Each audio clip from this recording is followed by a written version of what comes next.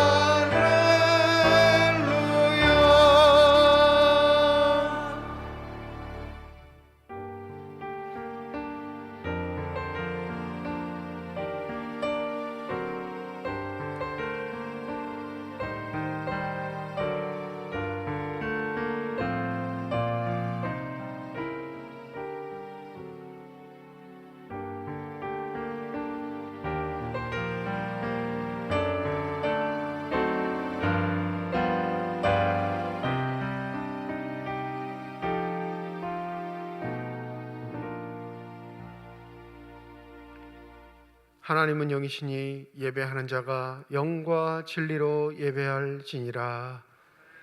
거룩하신 하나님, 우리들을 주님의 전에 불러주심을 감사드립니다. 부른 바대로 하나님 앞에 경건하게 예배드리는 시간 되게 하여 주시옵시고, 우리의 예배가 하나님을 기뻐하게 하게 하여 주셔서 하나님 마음속에 품고 계시는 기쁨과 평강이 넘치는 복된 시간이 되게 하여 주시옵소서.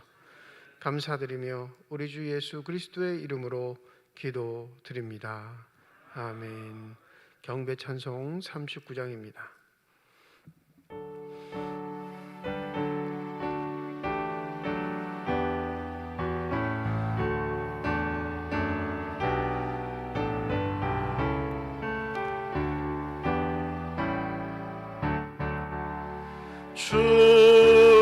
은혜를 받으려 모인 성도, 주 크신 뜻 깨닫게 하옵소서. 내 고통의 망대를 다 벗게 되니 날 구속하시니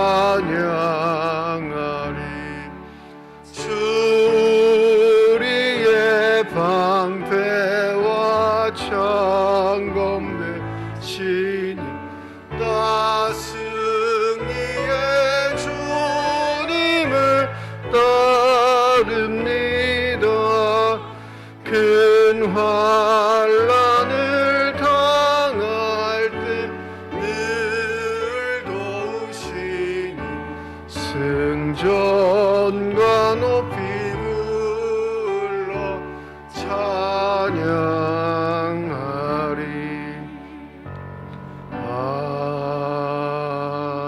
아멘. 성시고독 96번 어린이 주일입니다. 보라, 자식들은 여호와의 기업이요 젊은 자의 자식은 장사의 수중의 화살 같으니 이르시되 진실로 너희에게 이르노니 너희가 돌이켜 어린아이들과 같이 되지 아니하면 그러므로 누구든지 이 어린아이와 같이 자기를 낮추는 사람이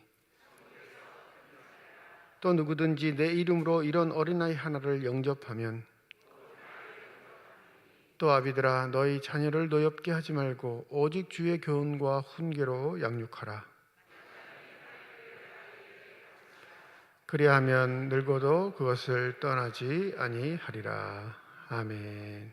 지난 한 주간 동안의 삶을 되돌아오며 주님 앞에 참회의 기도를 드립니다.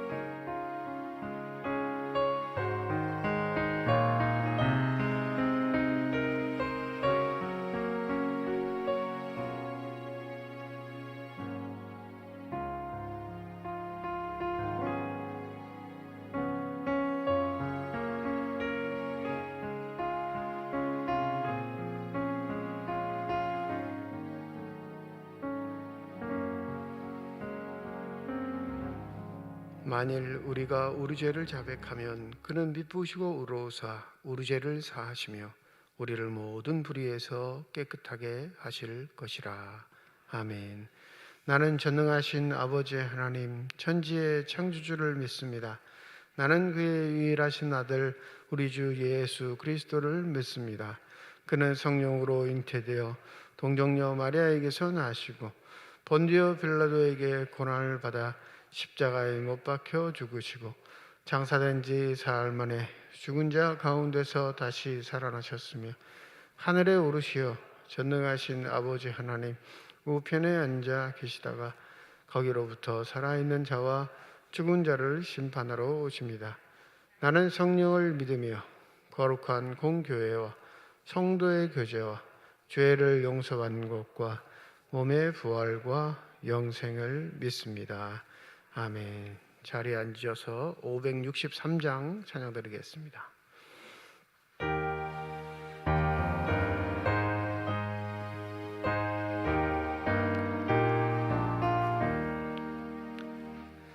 예수 사랑하심을 성경에서 배웠네. 우리들은 약하나 예수 권세만 도다. 날 사랑하신 날 사랑하신 날 사랑하신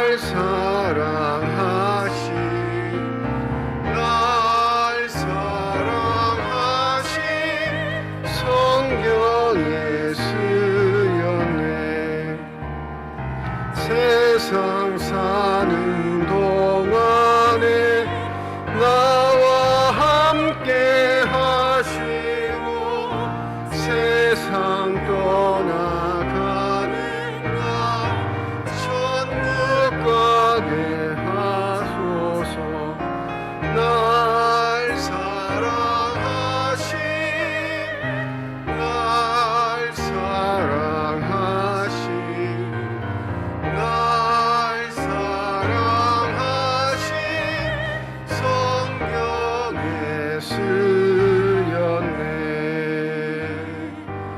아멘.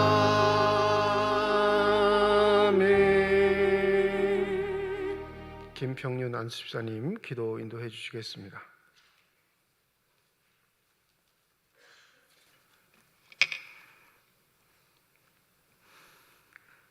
사랑과 은혜가 풍성하신 하나님 아버지, 거룩하고 복된 주일을 허락하셔 주님께 찬양하며 경배드리며 예배드리도록 인도하여 주심에 감사드립니다. 절망 가운데서도 소망을 주시는 하나님, 이 시간 한 주간의 하나님 앞에 살아온 우리의 삶을 고백합니다. 몸과 마음을 다하여 하나님을 섬겨야 함에도 그렇게 살지 못했습니다. 이 시간 진심으로 주님께 고백하오니 용서하여 주옵소서. 푸르름 5월의 시작임과 동시에 어린이 주일로 이렇게 모여 예배 드릴 수 있게 하심을 감사합니다. 사랑이 많으신 주님, 저희 교회에 속해 있는 어린이들과 이 민족, 이 세계에 속해 있는 모든 어린이들을 기억하시고 이 험하고 제약된 세상에 물들지 않고 정직하게 자라날 수 있도록 인도하여 주시옵소서. 특별히 믿음으로 먼저 불러주셔서 주님을 섬길 수 있도록 인도하여 주신 어린이들이 세상을 밝게 비추는 진리의 등불들이 되게 하여 주시옵소서. 어린이는 교회의 미래이며 이 나라의 미래입니다. 어린이들이 진리의 복음으로 무장하여 하나님의 온전하신 뜻대로 성장해 나갈 수 있도록 도와주시고 각 가정의 어린 자녀들을 잘 양육하여 하나님이 기뻐하시는 자녀가 될 수 있도록 인도하여 주시옵소서. 세상의 지식만을 배우고 채우는 것이 아니라 하나님의 말씀도 채워나갈 수 있도록 진리를 소망하게 하여 주시옵소서. 특별히 코로나로 울진삼척 대형 산불로 우크라이나 전쟁으로 인한 어려운 환경 속에서도 신앙의 교육을 감당하고 있는 모든 교육자들과 교사들에게 함께 하셔서 순박한 어린 심령 속에 주님의 형상을 닮아갈 수 있는 교육을 잘 감당할 수 있도록 지혜를 주시고 어린 심령들에게 믿음을 심어주고는 막중하고도 귀중한 책임을 주님이 주신 사명이라는 것을 깨달아 충성을 다할 수 있는 교육자와 교사들이 되게 하여 주옵소서. 하나님이 창조하신 만물들이 겨울잠에서 깨어나 활동을 시작하듯이 우리의 신앙도 새롭게 돋아나게 하옵소서. 봄비 같은 성령의 단비를 내려주시사 메마른 심령을 해결하게 하옵소서. 우리 영혼도 어린아이와 같은 맑고 순순한 영으로 거듭나게 하옵소서. 이 나라를 사랑하는 하나님, 앞으로 5년간 이 나라를 이끌어갈 새로운 정부가 화합과 협치로 정치하게 하여 주시옵소서. 국민 모두를 아우르고 포용하여 공정과 상식과 정의를 바로 세우는 정부가 되게 하여 주시옵소서. 국정을 운영하는 데 있어 정직하고 투명하게 하시고 남북관계 등 국내적으로 산적해 있는 난제들을 슬기롭게 극복하고 도약의 발판을 마련하게 하여 주시옵소서. 교회를 위해 기도합니다. 한 사람 한 사람 모두가 청지기로서 맡은 바 사명을 다하는 일꾼 되게 하시고 육신의 질병으로 고생하는 한우들에게 건강을 허락하시고 물질로 인해 힘들어하는 이들에게 물질의 풍요를 허락하여 주옵소서. 또한 시험을 당한 성도들에게 하나님의 위로와 인도하심을 믿는 믿음을 주옵소서. 이 시간 말씀을 전가하실 목사님을 성령으로 강하게 붙들어 주시옵고 생명과 축복의 말씀이 선포될 때 이 예배에 참여한 모든 성도들의 심령이 새롭게 거듭나 은혜를 충만히 받고 돌아갈 수 있도록 은혜 내려 주시옵소서. 아름다운 찬양으로 하나님께 올려드리는 임마누엘 찬양대를 축복하시고 교회 각 기관과 예배위원으로 차량 운행으로 방송실 또한 보이지 않는 곳에서 섬기며 봉사하는 손길들이 많이 있습니다. 주님 은혜를 더하여 주시옵고 기쁨이 충만하게 하시며 그들의 가정가정에 어려움이 없게 하시옵소서. 이 모든 말씀 우리 주 예수 그리스도의 이름으로 기도드립니다. 아멘.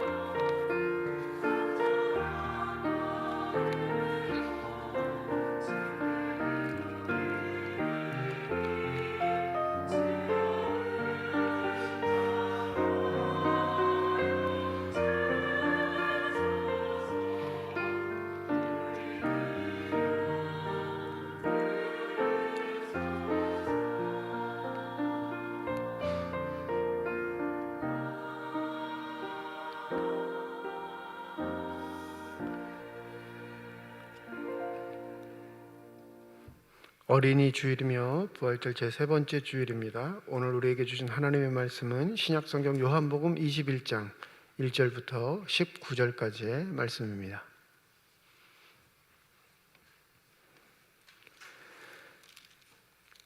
신약성경 185페이지 요한복음 21장 1절부터 19절까지의 말씀 제가 봉독합니다. 그 후에 예수께서 디베랴 호수에서 또 제자들에게 자기를 나타내셨으니 나타내신 일은 이러하니라. 시몬 베드로와 디도모라 하는 도마와 갈릴리 가나 사람 나다니엘과 세베대의 아들들과 또 다른 제자들 둘이 함께 있더니 시몬 베드로가 나는 물고기 잡으러 가노라 하니 그들이 우리도 함께 가겠다 하고 나가서 배에 올랐으나 그날 밤에 아무것도 잡지 못하였더니 날이 새어갈 때 예수께서 바닷가에 서셨으나 제자들이 예수이신 줄 알지 못하는지라. 예수께서 이르시되 얘들아 너희에게 고기가 있느냐 대답하되 없나이다. 이르시되 그물을 배 오른편에 던지라. 그리하면 잡으리라 하시니 이에 던졌더니 물고기가 많아 그물을 들 수 없더라. 예수께서 사랑하시는 그 제자가 베드로에게 이르되 주님이시라 하니 시몬 베드로가 벗고 있다가 주님이라 하는 말을 듣고 겉옷을 두른 후에 바다로 뛰어내리더라.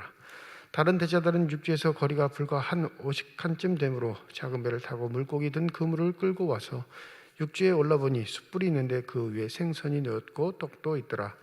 예수께서 이르시되 지금 잡은 생선을 좀 가져오라 하시니 시몬 베드로가 올라가서 그물을 육지에 끌어올리니 가득 찬 큰 물고기가 153마리라. 이같이 많으나 그물이 찢어지지 아니하였더라. 예수께서 이르시되 와서 조반을 먹으라 하시니 제자들이 주님이신 줄 아는 고로 당신이 누구냐 감히 묻는 자가 없더라. 예수께서 가셔서 떡을 가져다가 그들에게 주시고 생선도 그와 같이 하시니라. 이것은 예수께서 죽은 자 가운데서 살아나신 후에 세 번째로 제자들에게 나타나신 것이라. 그들이 조반 먹은 후에 예수께서 시몬 베드로에게 이르시되 요한의 아들 시몬아 내가 이 사람들보다 나를 더 사랑하느냐 하시니 이르되 주님 그러하나이다. 내가 주님을 사랑하는 줄 주님께서 아시나이다. 이르시되 내 어린 양을 먹이라 하시고 또 두 번째 이르시되 요한의 아들 시몬아 내가 나를 사랑하느냐 하시니 이르되 주님 그러하나이다. 내가 주님을 사랑하는 줄 주님께서 아시나이다. 이르시되 내 양을 치라 하시고 세 번째 이르시되 요한의 아들 시몬아 내가 나를 사랑하느냐 하시니 주께서 세 번째 내가 나를 사랑하느냐 하심으로 베드로가 근심하여 이르되 주님 모든 것을 아시오매 내가 주님을 사랑하는 줄을 주님께서 아시나이다. 예수께서 이르시되 내 양을 먹이라. 내가 진실로 진실로 내게 이르노니 내가 젊어서는 스스로 띠뛰고 원하는 곳으로 다녔거니와 늙어서는 내 팔을 벌리니 남이 내게 띠띠우고 원하지 아니하는 곳으로 데려가리라. 이 말씀을 하심은 베드로가 어떠한 죽음으로 하나님께 영광을 돌릴 것을 가르치심이로라. 이 말씀을 하시고 베드로에게 이르시되 나를 따르라 하시니. 하나님께서 이 말씀을 통하여 우리에게 은혜 주시기를 원합니다. 이 시간에 임마누엘 찬양대의 찬양으로 하나님께 영광 돌리시겠습니다.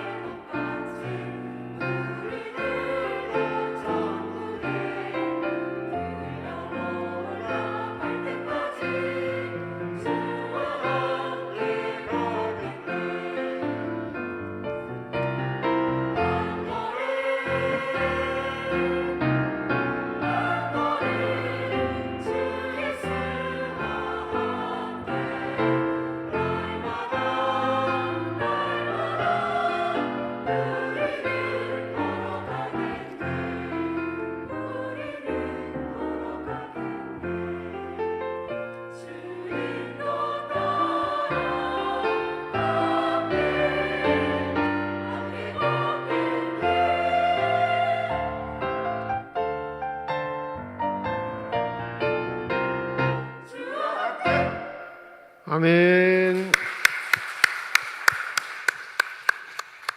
기도하겠습니다.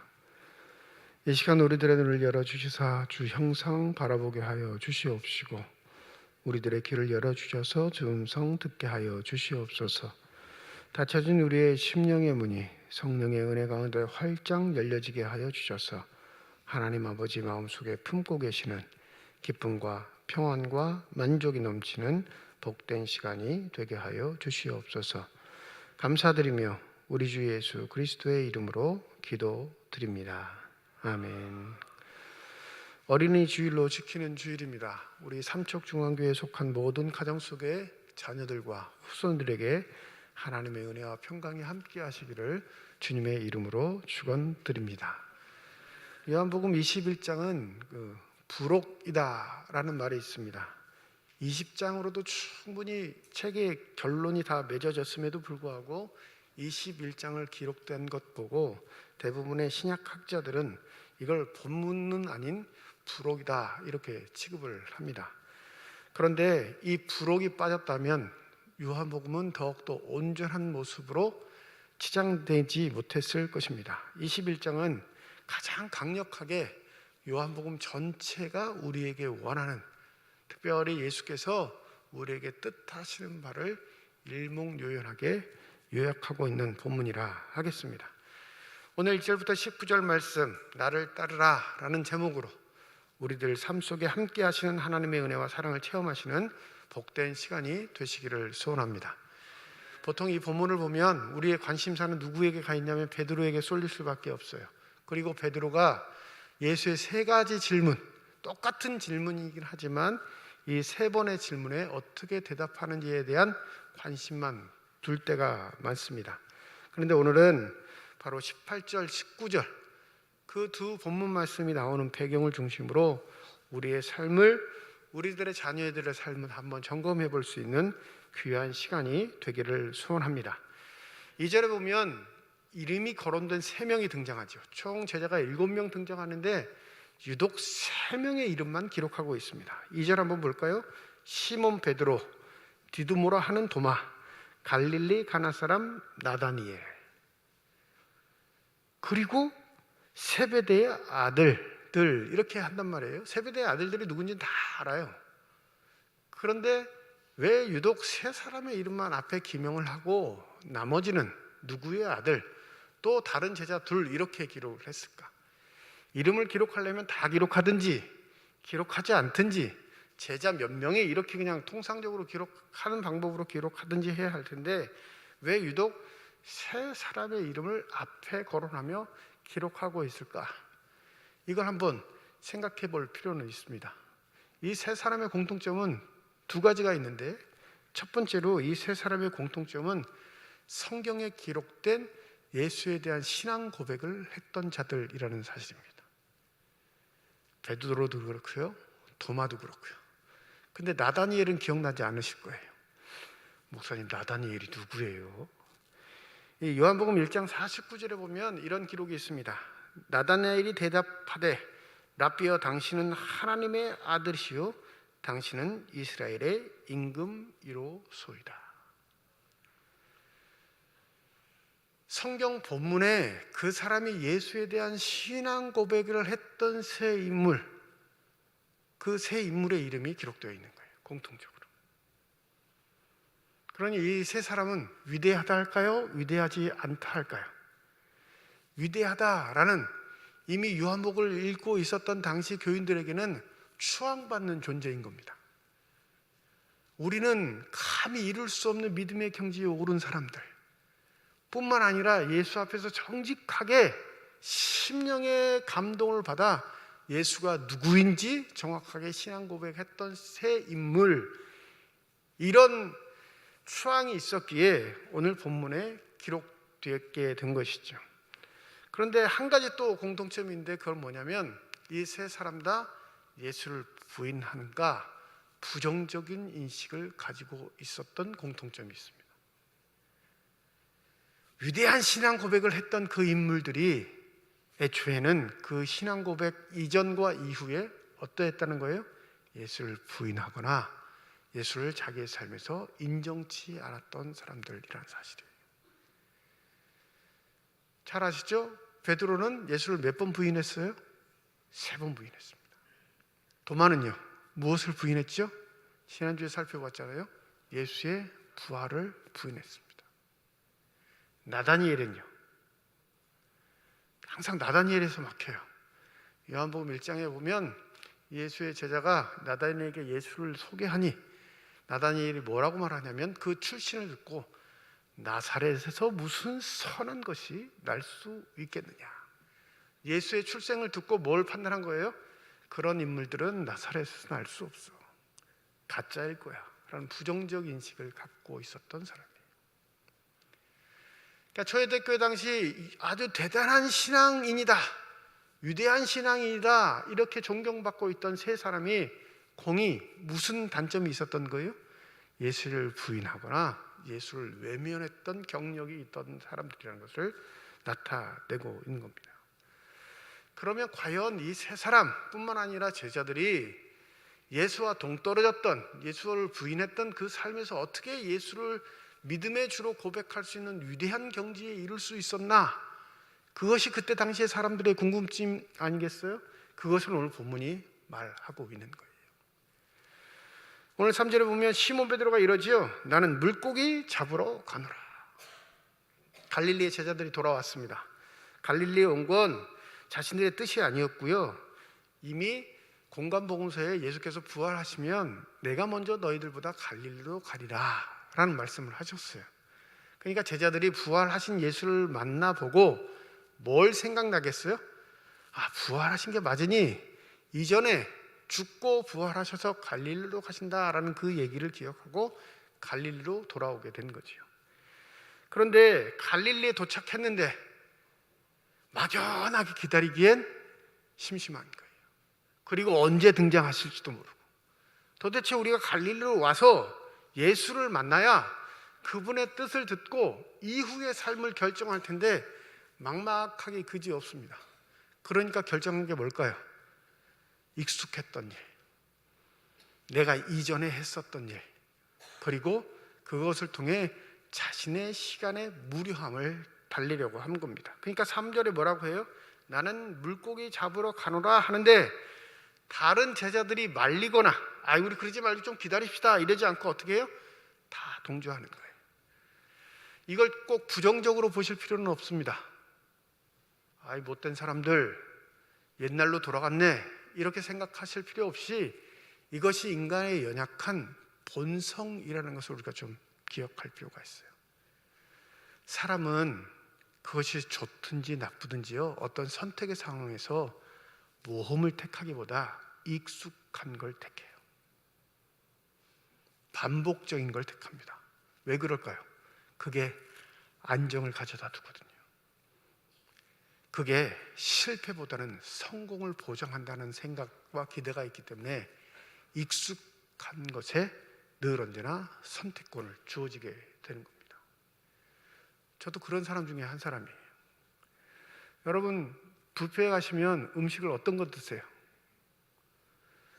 뷔페 가서 제일 한심한 사람, 수만 원짜리, 수십만 원짜리 뷔페에 가서 제일 한심하고 정말 벌벌 없는 사람이 어떤 사람이냐면 김밥 먹는 사람이에요. 김밥.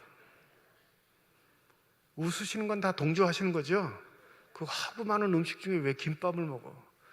그 김밥 먹는 사람 중에 한 사람이 접니다. 반드시 먹어요. 김밥을 좋아하기도 하지만 그게 뭐예요? 익숙한 음식이에요. 아주 귀한 재료로 만들었다고 그 호텔에서는, 그 뷔페에서는 가장 유명한 음식이라고 해도 안 먹어봤던 건 어떻게 해요? 손이 잘 가지 않아요. 누군가 몇 번 추궁해야 맛있다고 꼭 먹어보라고 자꾸 권해야 마지못해 먹을 정도예요. 뷔페에 죽는 거 차려놓지는 않았을 거 아니에요. 그렇죠? 호텔 뷔페는 자주 갈 수도 없는데 그런데 가면 평상시에 먹던 거 말고 안 먹던 걸 먹어봐야 될 거 아니에요. 그렇지 않아요. 뒤돌아서 생각해 보면 다 이미 먹었던 것만 먹고 와요. 이게 뭘 나타내냐면 습성이에요. 늘 익숙한 것을 따르려고 하는 삶의 태도. 거기에 뭐가 있냐면요, 실패하면 불안해하는 태도들이 존재합니다. 실패하면 어떡할까? 아무 결과가 없으면 어떡할까? 그래도 내가 해본 것, 내가 과거에 접해본 것, 내가 그래도 자신 있는 것을 통해 무엇인가 성공해 보려고 하는 기대가 있기에 자꾸 익숙한 것에 젖어드는 삶의 태도들이 있는 거죠. 갈릴리에서 태어나고 자라났던 이 어부들에게 가장 익숙한 일은 뭘까요? 물고기 잡는 일입니다. 실패보다 성공이 보장된 일이에요. 그러니 갈릴리에 있을 때 그래도 자신들이 가장 자신 있는 일, 하루하루 버텨낼 수 있는 일에 마음이 쏠리는 것은 당연하겠죠. 그러니까 물고기 잡으러 간 겁니다. 그런데 놀랍게도 오늘 본문 말씀 5절에 보면 예수께서 이렇게 말씀하시죠. 얘들아, 너희에게 고기가 있느냐? 이거 헬라어 직역 본문을 보면 더 노골적이에요. 헬라어 본문을 보면 이렇게 번역할 수 있습니다. 얘들아, 고기를 하나도 못 잡았구나. 그렇지? 이렇게 번역할 수 있어요. 개역 개정판은 좀 느슨하게 번역했지만 헬라어는 아주 노골적입니다. 어떻게 보면 기분 나쁘게 들릴 수도 있는, 너희들이 익숙한 삶의 자리로 돌아가 그물을 내리고 그 누구보다도 화려한 경력을 가지고 있는 어부들로서 너희들의 삶의 결과가 있느냐? 이렇게 물어보십니다. 주의 말씀을 듣고 사는 삶은 순종뿐만 아니라 인내의 삶도 필요하다는 사실을 잊지 마시기 바랍니다. 순종은 하는데요, 인내하지 못하기 때문에 열매가 없는 거예요. 순종은 했어요. 갈릴리까지 갔습니다. 왜? 자신들이 의도해서 갈릴리로 간 게 아니라, 실패한 인생이어서 고향으로 돌아간 게 아니라, 그 갈릴리로 간 이유는 예수의 말씀이 있었기 때문입니다. 내가 먼저 갈릴리로 가리라 라는 말씀을 듣고 그것이 생각나서 예수를 만나기 위해 갈릴리로 온 거예요. 그 말씀에 어떻게 한 거예요? 순종한 거죠. 근데 순종 자체가 열매가 되진 않아요. 순종이 아주 귀한 일이긴 하지만 그 순종이 인내와 함께 했을 때 아름다운 열매가 되는 줄 믿습니다. 순종은 했는데 우리의 삶에 기대한 바가 이루어지지 않으면 우리의 습성은 과거의 삶으로 돌아가려고 하는 그런 도피 속성이 있어요. 거봐, 안 될 줄 알았어. 내 이럴 줄 뻔히 알고 있었다니까. 자신의 순종을 깡그리 무시하고 자기 스스로가 짓밟아버려요. 거기에 뭐가 없는 거냐면 인내가 없는 거예요. 순종은 했으나 인내하지 못했던 삶의 시간들 중에 그들이 익숙한 일에 그물을 내리고 작업을 했음에도 불구하고 뭐가 없어요? 결과가 없어요. 그때 예수께서 나타나신 겁니다. 너희들이 수고했던 결과가 무엇이냐? 너희들이 익숙하게 했던 일에 대한 결과가 무엇이냐? 한번 내밀어 봐라, 이렇게 말씀하십니다. 우리들의 삶에 익숙한 것도 중요하지만 더 중요한 건 주의 말씀에 순종하고 그 말씀이 우리의 삶에서 열매를 맺기까지 인내할 수 있는 귀한 은혜가 저와 여러분에게 있기를 축원합니다. 묻기만 하지 않으셨어요? 뭐라고 하셨죠? 그물을 오른편에 내리라. 또 말은 잘 들어요. 말은 오늘 6절 말씀 보실까요? 그물을 배 오른편에 던지라. 그리하면 잡으리라 하시니 이에 던졌더니. 여러분, 이게 좀 이상하게 생각되지 않으세요? 이 배 오른편으로 그물을 내리라, 그러면 잡으리라 하신 말씀을 하신 분이 누구인지 제자들이 지금 알고 있는 상태예요? 모르고 있는 상태예요? 모르는 거예요. 그런데도 말을 들어요. 뭐 때문에 말을 들었을까요? 그 말이 그럴듯해서 들었을까요? 아니면 자기의 삶에 아무 열매도 없으니까 들었을까요? 이건 믿음의 결단이 아니고요, 아무것도 얻지 못한 절망 가운데 지푸라기라도 잡는 심정으로 행했던 마지막 도전인 거예요. 그러니까 믿음의 결단은 아닙니다.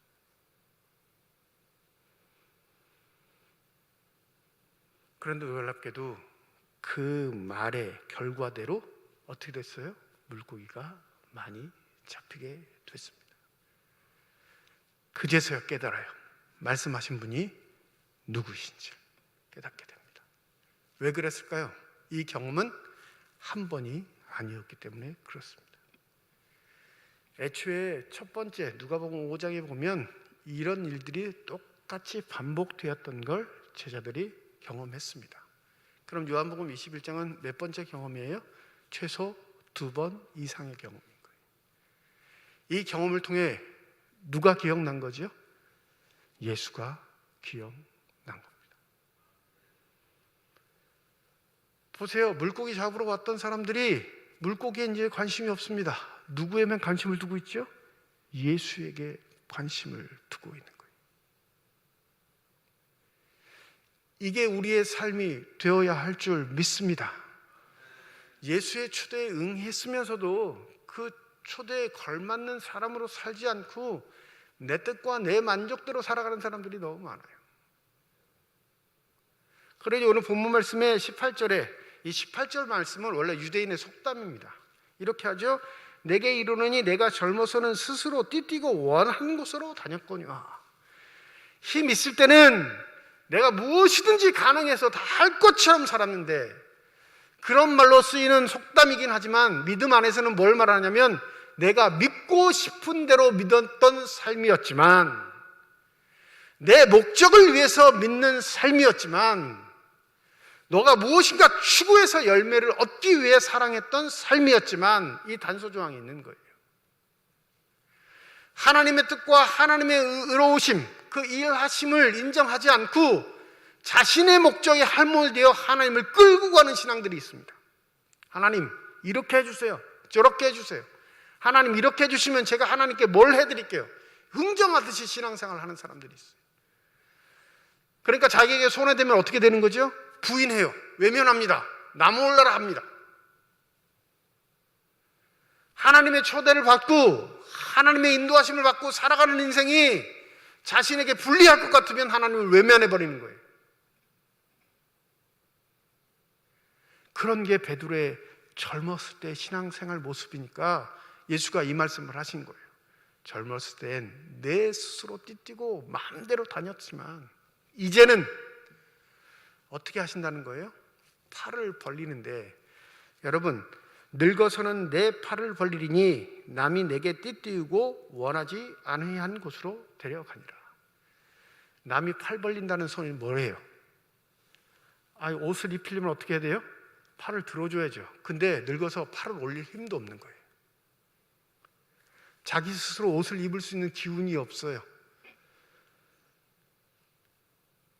뭐가 가까운 거죠? 죽을 때가 가까운 거예요.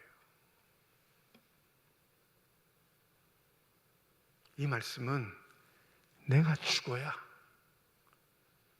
늙은이가 되었을 때 죽음을 인식하듯이 내가 주 안에서 죽을 때야, 그때야 하나님이 너를 통해서 일하시고 그 열매가 아름답게 이루어질 것이다 말씀하시는 겁니다.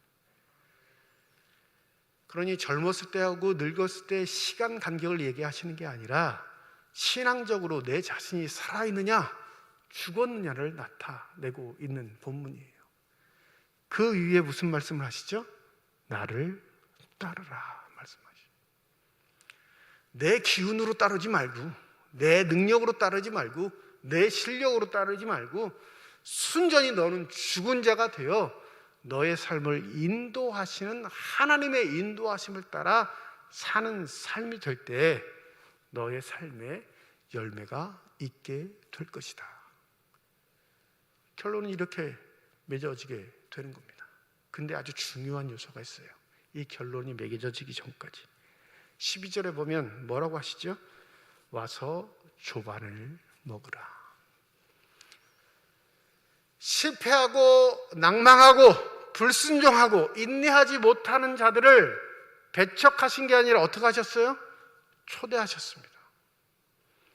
식사는 뭘 말하냐면 나와 너가 가족이야, 한 공동체야, 뗄래야 뗄 수 없는 관계야 를 말해요.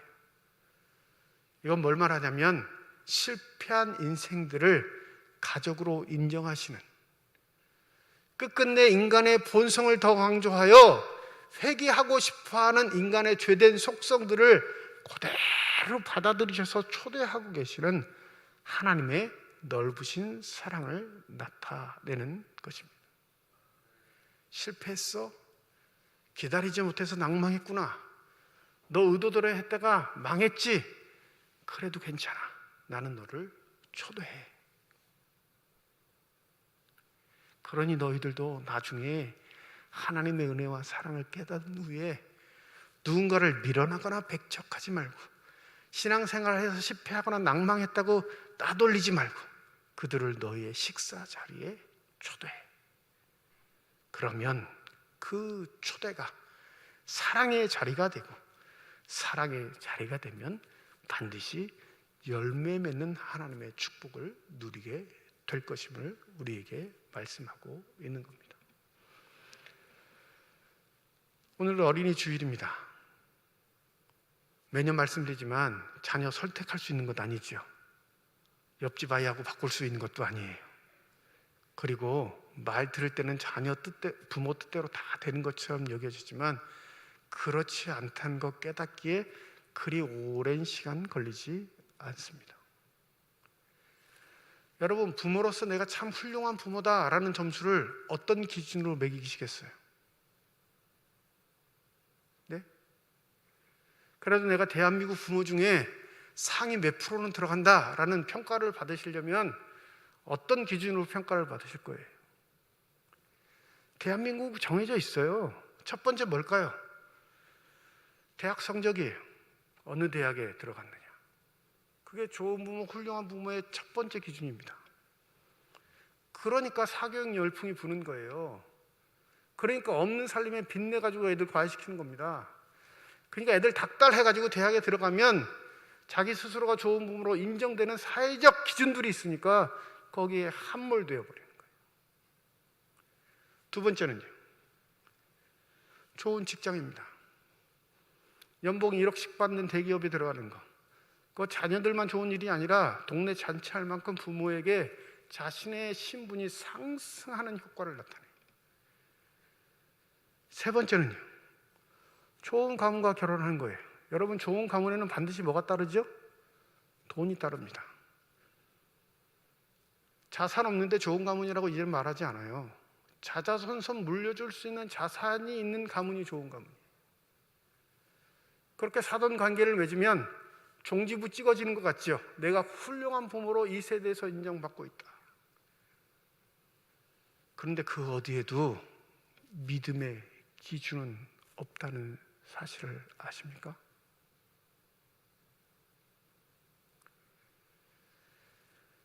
믿음의 가정과 결혼하게 해주세요 기도 부탁하는 많은 분들을 만나보면 앞에 기준이 다 없어지고 믿음의 가문만 있는 게 아니고요, 앞에 기준도 다 있고 플러스 뭐예요? 믿음이에요. 믿음은 옵션이에요. 부록입니다. 왜 이런 일이 벌어질까? 왜 이런 일이 우리 세대에 벌어지는 걸 우리는 방관하고만 있을까요? 우리 삶의 자리에 하나님을 밀어내고 있기 때문에 그렇습니다. 어느 때만 하나님을 찾아요? 우리 자녀가 어려울 때, 우리 자녀가 시험 치러야 할 때, 우리 자녀가 취직해야 할 때, 우리 자녀가 결혼해야 할 때만 하나님을 찾아요. 그것도 자녀가 찾는 게 아니라 누가 찾아요? 부모가 찾습니다. 그러니 처참하게 망가지는 겁니다. 우리가 회복해야 할 것이 한 가지 있는데, 우리의 자녀들이 어려울 때, 자신들의 기대가 무너질 때, 자신들의 인생에서 실패를 맛보았을 때, 그때 어느 곳으로 돌아가야 할지를 깨닫는 삶이 되게 우리가 그 기회를 제공할 수 있는 부모가 되어야 한다는 사실입니다. 제자들은 실패했을 때 되돌아갈 수 있는 기억이 있었어요. 누구와 함께했던? 예수님과 함께했던 그 기억이 있었기에 그들의 실패는 실패로 끝나지 않았습니다.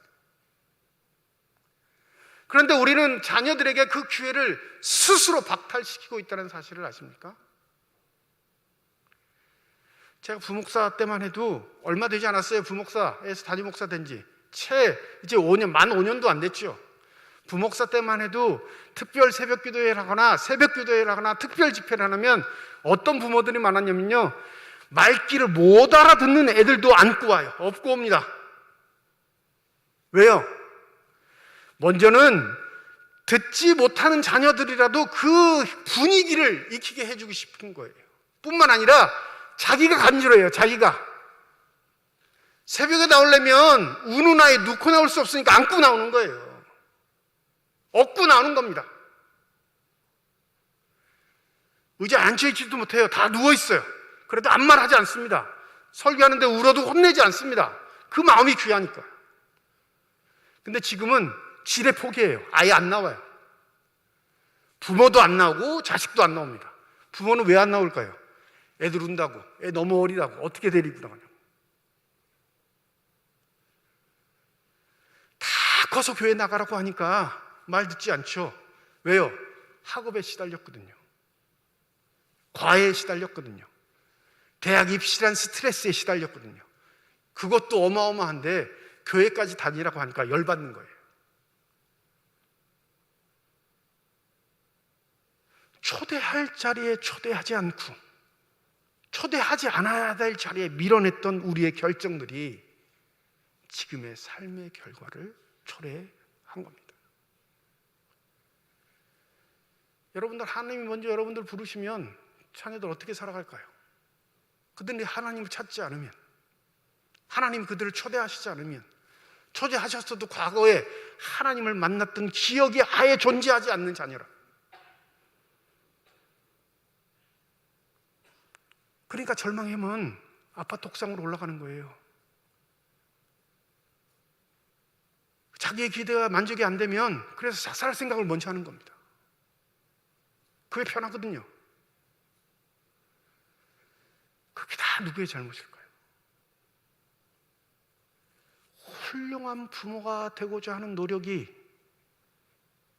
그릇됐다 말하는 건 아닙니다.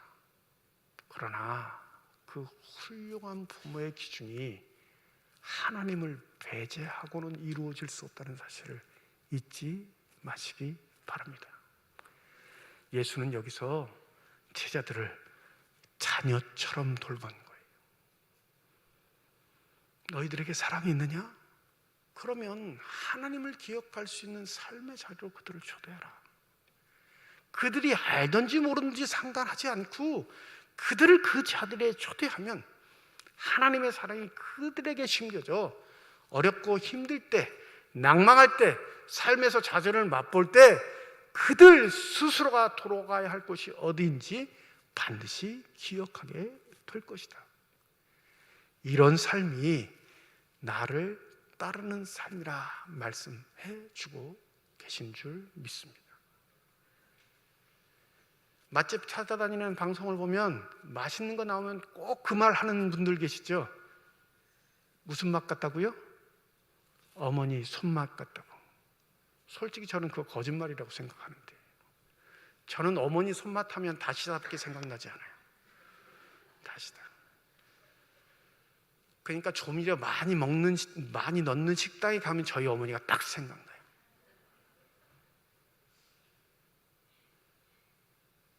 부모를 기억하는 것, 부모의 사랑을 되돌이켜 보는 곳에 뭐가 존재해요? 음식이라는 공통점이 있어요. 함께 먹고 나눈 시간들.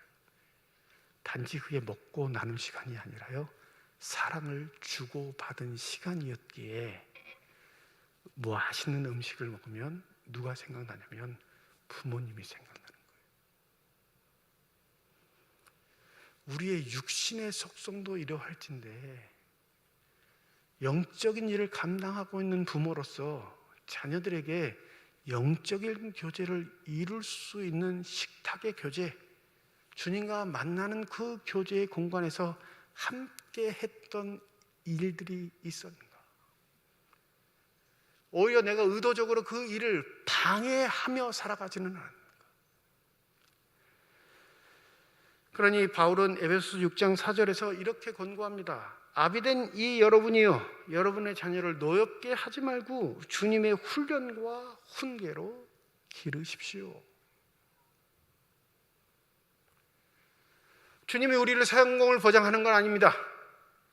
이 세상에서 모든 사람에게 자랑할 만큼 긍지 있는 삶을 보장하는 것도 아니에요. 그러나 주님을 따르는 자는 결코 주님께서 그를 내버리시거나 내치시거나 떨궈버리는 일이 없다는 사실을 우리가 기억해야 할 것입니다. 어린이 주일을 맞이했습니다. 그리고 부활 후 세 번째 주일입니다. 우리의 자녀들이 그 부활의 주님을 만날 수 있는 귀한 은혜가 있기를 소원합니다. 위대했던 대승이었던 사도들도 주님을 부인했던 적, 외면했던 적이 있던 사람들이에요. 그 전적이 화려했던 사람들이에요. 그러나 주의 식사 초대를 받고 사랑의 교제를 나누어 자신의 삶도 그 주님을 따르는 삶이 되었다면 우리에게도 여전히 희망이 있다는 사실을 잊지 마시기 바랍니다. 여기서 자기 스스로 잘했다고 생각하시는 분도 계실 거고 좀 못했다고 생각하시는 분도 계실 거예요. 그러나 지금의 상태보다 더 중요한 건 앞으로 주어진 시간이라는 것을 기억하시고 부디 나를 따르라 라는 이 말씀이 우리 자녀들에게 아름답게 새겨져서 주의 칭찬을 듣는 복된 삶이 될 수 있기를 주님의 이름으로 축원드립니다. 함께 기도하겠습니다. 전 세계에서 가장 출산율이 저조한 나라, 아이들이 대학을 입학하기 위해 돈이 가장 필요한 나라, 그 입시가 인생의 전체를 좌우하는 나라, 그 나라를 우리가 만들었습니다. 그리고 그 나라에 우리의 자녀들이 살게 하고 있습니다. 무엇이 필요할까요? 정말로 우리의 삶에 무엇이 필요한지 우리 스스로 회개케 하여 주셔서 주님과 함께 교제하는 그 공간, 그 시간, 그 놀라운 초대 자리를 망각하지 않는 복된 은혜가 있게 하여 주시옵소서.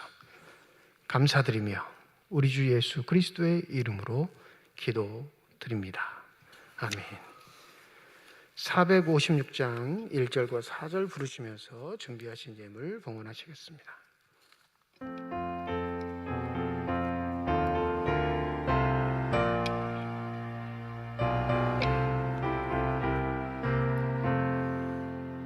거친 세상에서 실패하거든 그 손 못 자국만 줘라. 고된 일 하다가 힘을 얻으리 그 손 못 자국만 줘라. 그 손 못 자국만 줘라. 그 손 못 자국만 줘라. 주가 널 지키며 인도하시리. 그 손 못 자국만 줘라. 너의 죄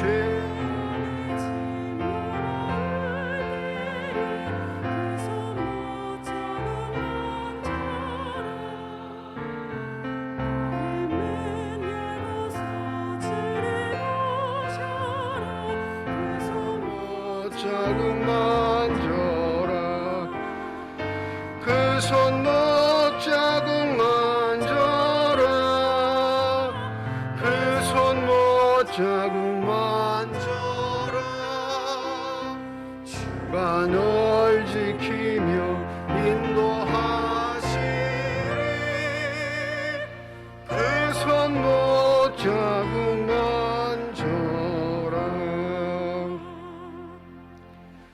김평윤 집사님 가정에서, 한동우 집사님 가정에서, 윤정일 집사님 가정에서 건축 헌금 드리셨습니다.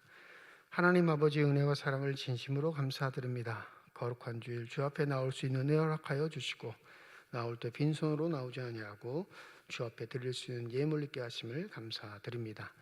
11조 헌금으로, 1,000번째 헌금으로, 감사 헌금으로, 선교 헌금으로, 장학 헌금으로, 건축 헌금으로, 주일 헌금으로 드리는 손길마다 주의 은혜 가운데 복 내려 주시사 이 땅 살아갈 때 필요한 모든 것 채우시는 하나님의 의리를 누린 삶이 되게 하여 주시옵시고, 살아가는 동안 후히 나누고 베풀 수 있는 축복의 손길들만이 다 되게 하여 주시옵소서.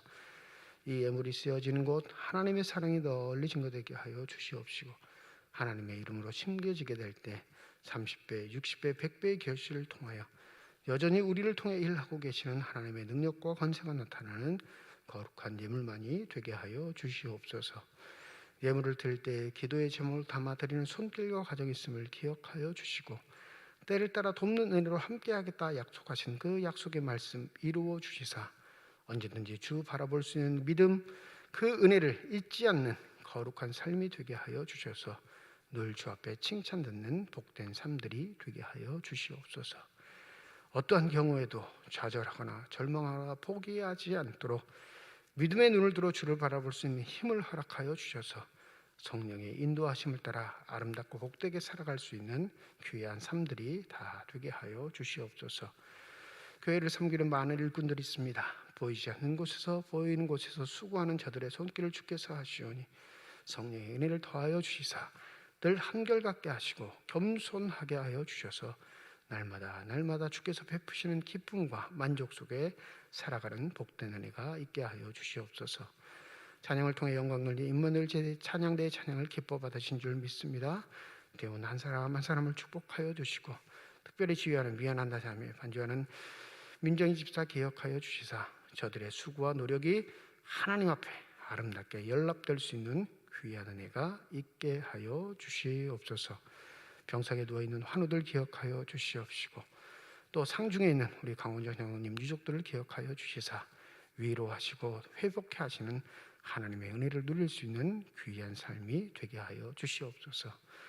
특별히 우리들에게 허락하신 자녀들과 후손들 속에 하나님의 축복을 더하여 주시사 어렵고 힘든 세대를 살아가는 저들에게 하나님의 도우심이 함께한다는 사실을 잊지 않게 하여 주셔서 저들의 삶도 믿음으로 우뚝 서는 귀한 삶이 되게 하여 주셔서 하나님께서 마음껏 쓰시는 복된 삶이 될 수 있도록 하나님의 복으로 충만케 하여 주시옵소서.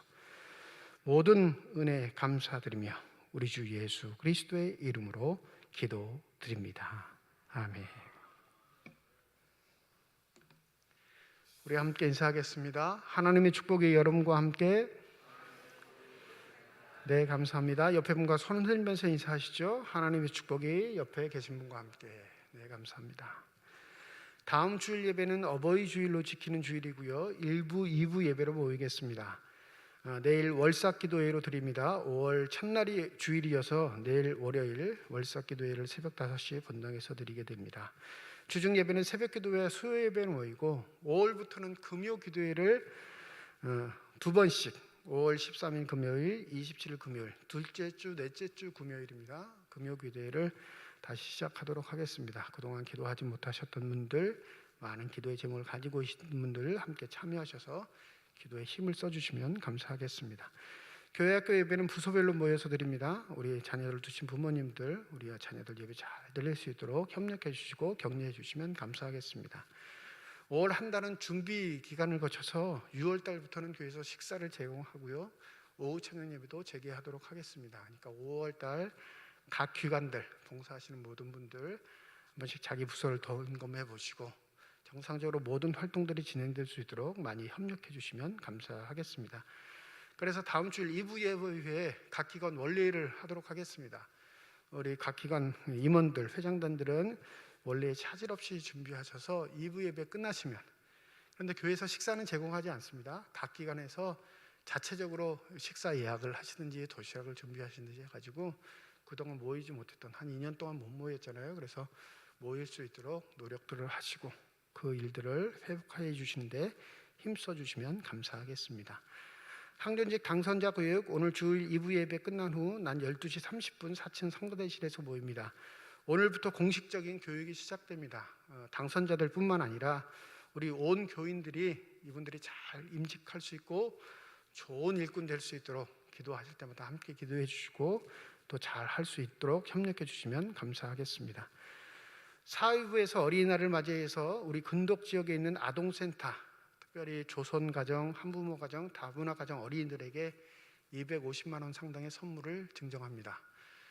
다음 주 수요일 전달식에 있을 거고요. 작년에 저희가 처음 시작했던 사업인데 작년에는 남양동 주민센터에 그냥 돈을 기증을 했어요. 알아서 찾아서 좀 나눠주시라 이랬는데 상품권을 나눠줬다고 그러더라고요. 그래서 올해는 한 지역만 하면 좀 그러니까 추천을 받아서 근덕 지역에 이 아동 지역센터를 다니고 있는 어린이들 중 가운데 선물을 좀 필요로 하는 그런 어린아이들에게 직접 줬으면 좋겠다 하니까 이렇게 매치가 돼서 전달하게 됐습니다.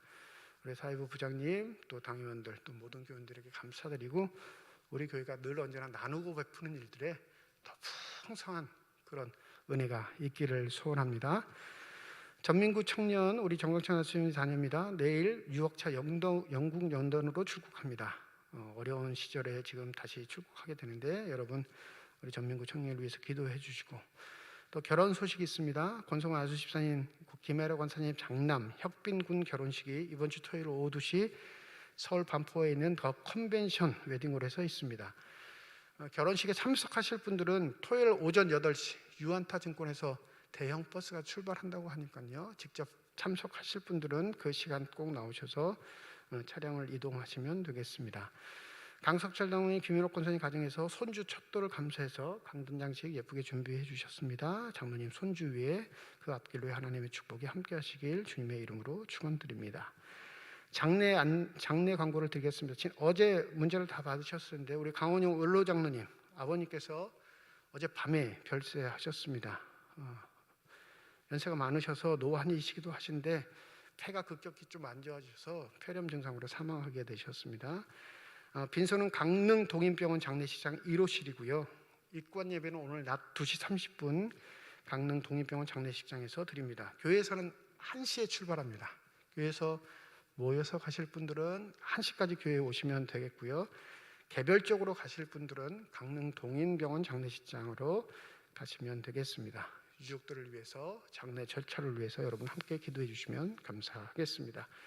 이제 함께 자리에 일어나셔서 결단 찬양 하나님께 드리겠습니다.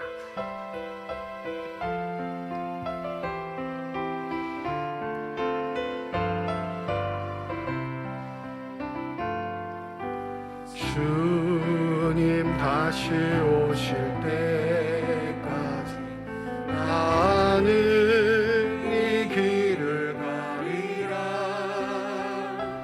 좁은 길 나의 십자가 지고 나의 가는 길 끝에서 나는 주님을 보리라. 영광의 내 주님 나를 맞아주시니 주님 다시 오실 때까지 나는 일어나 달려가리라. 주의 영광 온 땅 덮을 때 나는 일어나 노래하리.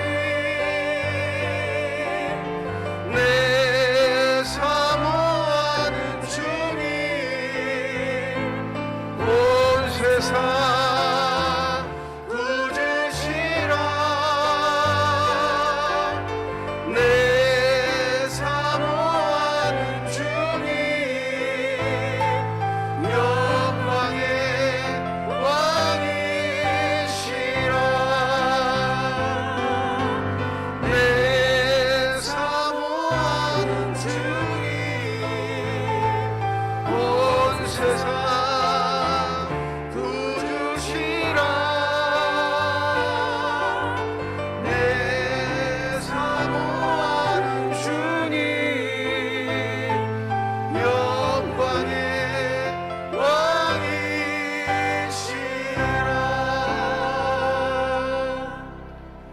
이제는 우리 주 예수 그리스도의 은혜와 하나님의 사랑과 성령의 교통하시고 내주하시고 역사하시고 충만하심이 이번 주 토요일 결혼을 하여 믿음의 가정을 이루는 권혁빈군 가정위에와 아버님을 하늘나라로 보내며 하나님의 위로를 간구하는 우리 가온 장로님 유족들 머리 위에와 주의 말씀을 마음에 새기고 삶의 자리로 돌아가 그 말씀의 사람으로 살기를 소원하는 주의 거룩한 자녀들, 이들의 가정과 일터와 앞길과 후손 위에 이제로부터 영원토록 함께 하시기를 간절히 축원하옵나이다. 아멘.